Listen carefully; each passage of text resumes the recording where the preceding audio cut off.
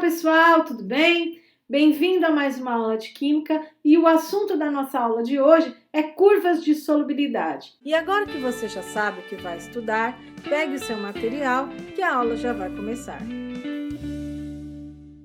As curvas de solubilidade são obtidas experimentalmente, medindo-se os diferentes coeficientes de solubilidade em diferentes temperaturas. No eixo das ordenadas é colocado o coeficiente de solubilidade e as abscissas, o eixo X, a temperatura. Aqui nós temos o gráfico de solubilidade do nitrato de potássio. Quando os valores estão em cima da curva naquela temperatura, então nós temos solução saturada. Abaixo da curva, solução insaturada. E acima da curva, solução saturada com corpo de fundo. Para iniciar a análise do gráfico, vamos fazer algumas leituras em diferentes temperaturas. Então, a 20 graus Celsius, vou localizar aqui no eixo X a temperatura de 20 graus Celsius. Está aqui. Então, vamos subir com o lápis até a curva. E vamos ver qual é a solubilidade nessa temperatura. Então, entre 20 e 40, tem o 30 aqui. Ele está um pouquinho acima do 30. Então, aproximadamente 32 graus. A 20 graus Celsius, a solubilidade desse sal é 32 gramas de nitrato em 100 gramas de água. A 35 graus Celsius, por exemplo. Então, vamos localizar 35 graus Celsius. Entre 30 e 40, aqui no meio, ó. Então, 35 graus Celsius. E vou fazer a leitura aqui, ó.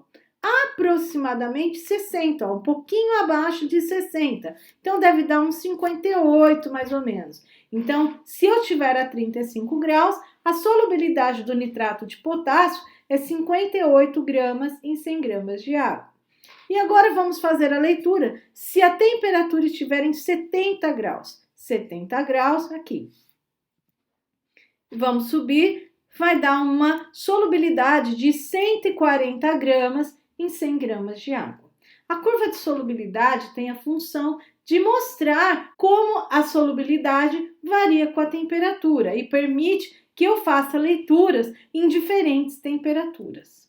O gráfico ao lado apresenta a solubilidade de diversos sais em diferentes temperaturas.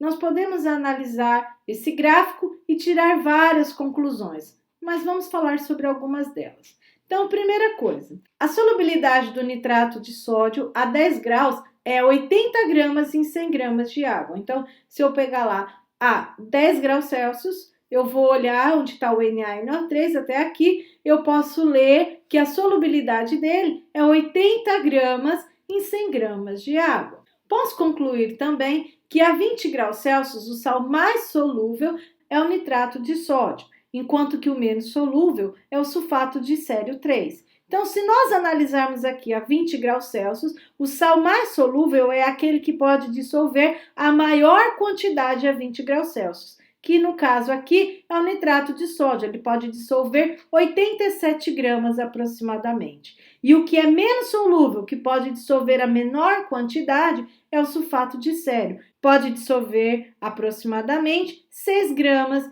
de sulfato de sério em 100 gramas de água. A 60 graus, o cloreto de sódio e o dicromato de potássio têm a mesma solubilidade. Então, nesse ponto, nós temos aqui solubilidade do NaCl e do dicromato a 60 graus. Posso analisar também que a solubilidade do cloreto de sódio varia pouco com a temperatura. Então, a 0 graus, nós temos aqui a solubilidade do cloreto aproximadamente 34 graus. Se aquecermos a água a 100 graus, a solubilidade passa a ser 40, ou seja, uma variação muito pequena. Já a solubilidade do nitrato de potássio, ela varia muito com a temperatura. Então, nós analisamos que conforme vai subindo a temperatura, vai variando muito a solubilidade, de forma que esse gráfico nem expressa a solubilidade do nitrato a 100 graus Celsius, pelo menos não até o valor mostrado aqui. Quando dissolvemos uma substância em água, podemos obter dois tipos de dissolução. Então, vamos analisar o gráfico. Aqui eu tenho a substância A, aonde o aumento da temperatura faz com que a solubilidade desse sal diminua. E a substância B e a substância C, o aumento da temperatura favorece a solubilidade desses sais. Nós podemos, então, classificar esses tipos de dissolução em endotérmica e exotérmica. A substância A tem uma dissolução exotérmica, aonde a solubilidade é prejudicada com o aumento da temperatura. Já a substância B e C são dissoluções endotérmicas, pois a solubilidade aumenta com o aumento da temperatura. Então, endotérmica, o aumento da temperatura facilita a dissolução. E a exotérmica, o aumento da temperatura prejudica a dissolução. Vamos falar agora da dissolução de um gás em um líquido. Quando adicionamos na água uma pastilha de antiácido efervescente, nós observamos a liberação de gases no interior da água. Mas como será que funciona a dissolução de um gás em um líquido? A dissolução de um gás em um líquido depende de dois fatores. Primeiro, a temperatura. A partir do gráfico, nós podemos observar que a solubilidade dos dois gases, que são os maiores constituintes do ar atmosférico, é prejudicada quando aumentamos a temperatura, de onde nós podemos concluir que a dissolução de um gás em líquido é exotérmica. A solubilidade diminui com o aumento da temperatura. Como que nós podemos explicar? Quando nós aquecemos o gás, ele ganha mais energia. Essa energia vai fazer com que ele consiga escapar mais facilmente do líquido. Por isso, o aumento da temperatura vai prejudicar a solubilidade de um gás em um líquido.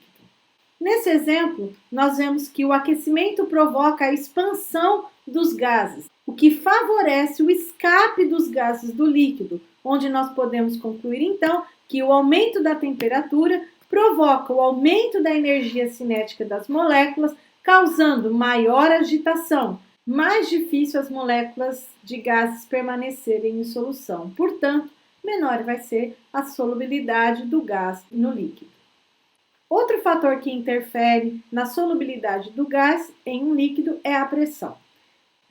Analisando o gráfico solubilidade versus pressão, nós temos, conforme aumentamos a pressão, a solubilidade do gás também aumenta. Da onde nós podemos tirar que pressão e solubilidade são grandezas diretamente proporcionais. Um aumenta e o outro aumenta. Analisando essa ilustração, nós observamos que quando o pistão desce, ele faz pressão nesse cilindro e o aumento da pressão provoca o aumento da concentração das moléculas de gás. Dessa maneira, mais moléculas entram em contato com o líquido, mais moléculas se dissolvem e, portanto, maior é a solubilidade do gás em um líquido quando eu aumento a pressão. Henry foi o primeiro químico a estabelecer matematicamente a proporcionalidade entre a solubilidade e a pressão de um gás. Então, nós temos que a massa do gás é proporcional à pressão parcial desse gás versus uma constante, que é uma característica do sistema gás líquido. Então, nós observamos que quando a pressão é menor, menor é a concentração das moléculas de gás próximas ao líquido. Quando eu aumento a pressão, então eu aumento a concentração e também maior vai ser a quantidade de moléculas que estarão no líquido. E agora, vamos para algumas curiosidades. Sabe aquele barulho que faz quando você abre a garrafa ou a latinha do refrigerante? Quando você abre a latinha ou a garrafa, você está diminuindo a pressão. Portanto, o gás carbônico que está ali contido, ele escapa do recipiente fazendo aquele barulho. Aqui a gente observa essa fumacinha aqui, que nada mais é do que o escape do gás carbônico. Ou seja, a diminuição da pressão provoca a diminuição da solubilidade do gás carbônico. A mesma coisa acontece quando você tem um refrigerante aberto e você vê as bolinhas de gás subindo do refrigerante. Será que elas param aqui? Não, elas escapam. Por isso que um refrigerante que fica aberto, rapidamente ele perde seu gás. E o que acontece quando você tenta abrir um refrigerante quente?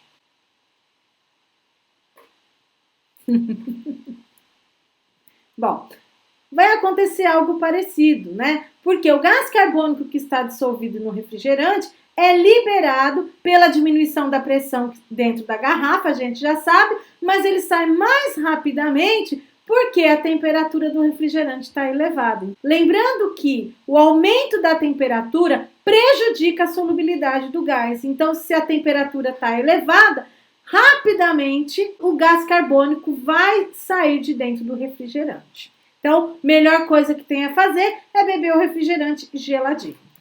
E agora vamos resolver algumas questões. Primeiro, uma questão da FUVEST. A curva de solubilidade do KNO3 em função da temperatura é dada ao lado.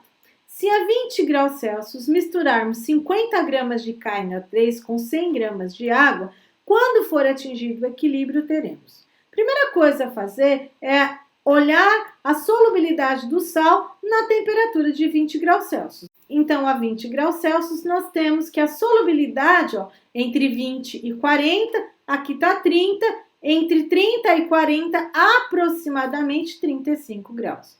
Isso quer dizer que em 100 gramas de água é possível dissolver até 35 gramas. Mas ele colocou 50. 50 é maior que 35, então nós teremos um corpo de fundo de 15 gramas. Portanto, esse sistema vai ser homogêneo? Não, esse sistema vai ser heterogêneo. Alternativa B. Embaixo ele fala que é uma solução insaturada, no outro saturada e no outro supersaturada. A resposta é que ele vai ter um sistema heterogêneo, uma solução saturada com corpo de fundo. Questão 2. UFO, Minas Gerais.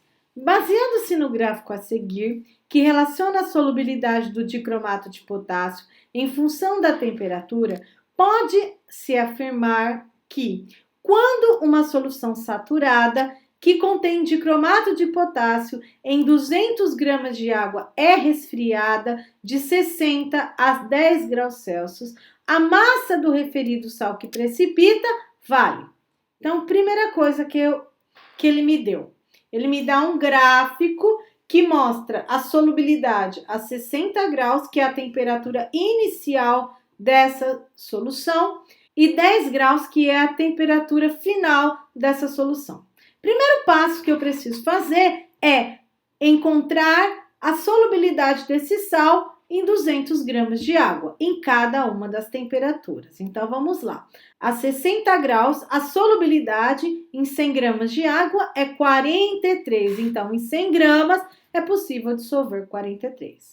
Em 200 gramas, o dobro, né? Que dá 86 gramas de dicromato. Isso quer dizer o quê? Que quando ele me dá o problema inicial, ele tem uma solução que tem exatamente essa quantidade. Como eu sei disso, professora? Porque ele diz que essa solução é saturada, ou seja, ele tem exatamente o coeficiente, certo? O que vai acontecer? Ele vai resfriar até 10 graus. Em 10 graus, a solubilidade muda. E olha lá, a 10 graus, a solubilidade é 5 gramas. Então, em 100 gramas de água, é possível dissolver 5 gramas do dicromato. Mas como eu não tenho 100 gramas, eu tenho 200, então em 200 gramas eu vou ter 10 gramas do dicromato. Essa é a massa que vai permanecer na solução. Se eu fizer 86 menos 10, eu tenho o valor que vai precipitar. 86 menos 10, 76. Essa é a massa que precipita. Então, o que daria? Alternativa C, 76 gramas. Uma outra maneira de ver é através do desenho. Então, nós temos lá 60 graus Celsius que contém 86 gramas de dicromato. Ao resfriar essa solução até 10 graus Celsius, 10 gramas permanecem em solução e todo o excesso vai se depositar no fundo do recipiente, ou seja, 76 gramas vai constituir o corpo de fundo. A questão 3 é uma questão modelo Enem. Por que ela é um modelo Enem? Porque ela te dá a teoria para que você aplique na resolução de uma situação problema. Então, diz o seguinte: O processo de dissolução do gás oxigênio no ar, na água, é fundamental para a existência de vida no planeta. A solubilidade de um gás em um líquido é diretamente proporcional à pressão parcial do gás sobre o líquido e diminui à medida que se eleva a temperatura. Ele está te dando a lei de Henry. Ao se abrir uma garrafa de refrigerante, há escape de gás, CO2, na forma de bolhas, efervescência, então ele te dá 5 alternativas para que você escolha a que explica esse fenômeno. Então, primeira coisa, ao se abrir uma garrafa de refrigerante, o que acontece quando eu abro a garrafa de refrigerante? Eu provoco uma alteração na pressão e, portanto, eu vou também alterar a solubilidade, que é diretamente proporcional à pressão. O exercício me fala que houve um escape de gás carbônico, dizendo que a solubilidade diminuiu. Portanto, como a solubilidade e a pressão são grandezas diretamente proporcionais, se diminuiu a solubilidade, diminuiu a pressão. Alternativa D de dado. Tá certo, pessoal? E chegamos ao fim de mais uma aula. Espero que vocês tenham gostado, espero que vocês tenham aprendido e por hoje é só, pessoal. Tchau!